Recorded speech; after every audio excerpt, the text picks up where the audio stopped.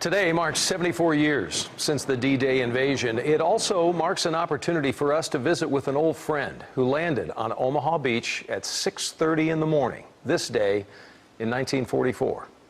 I wish I could keep going back every year because I love that hallowed ground.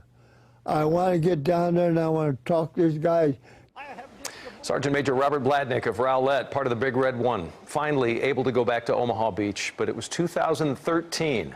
We were there with him, and what happened on that visit is as emotional and as powerful today as it was then.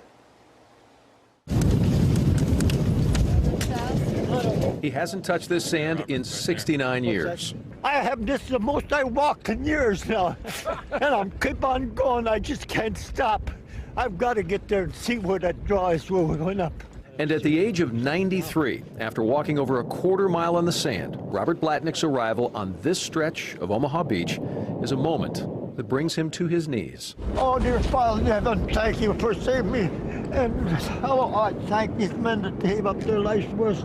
Oh, thank you, dear Lord, for all that you've done for us. I give you thanks, dear Lord, and may all these souls rest in peace. I know you're taking good care of them.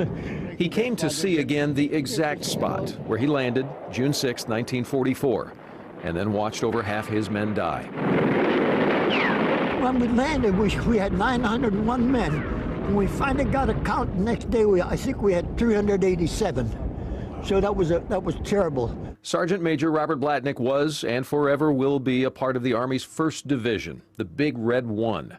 He's back on Omaha in the same sector he came ashore. It's called Fox Red 1. His recollection of the hell he survived on this beach is very clear. And it was that sound over and over. Over and over, just constant, just constant.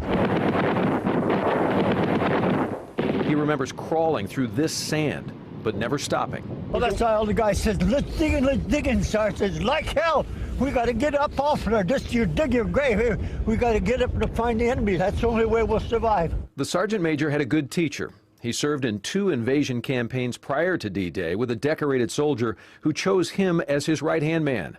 That was Teddy Roosevelt Jr., whose gravesite is nearby at the American Cemetery in Colville-sur-Mer. It's a miracle that I was able to come back here.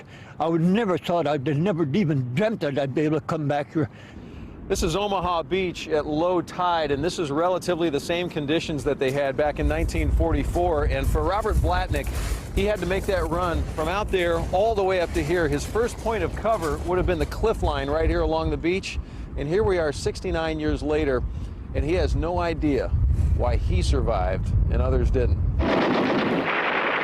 Thank you, dear men, for sacrificing your life for me, and I give you thanks for that. And I wish that I had taken my life instead of yours, that you could have survived instead of me. Blatnick's return to D-Day included many heartfelt moments, from the thanks of local school children who knew well the story of his men and the fight for liberation, to the quiet salutes to those who didn't return. It's allowed him to say goodbye to friends. It's allowed him to make peace where war once ruled. Was it worth it? I think it was worth it because now we got peace and we got democracy restored. I think that was worth it. So again, an encore performance.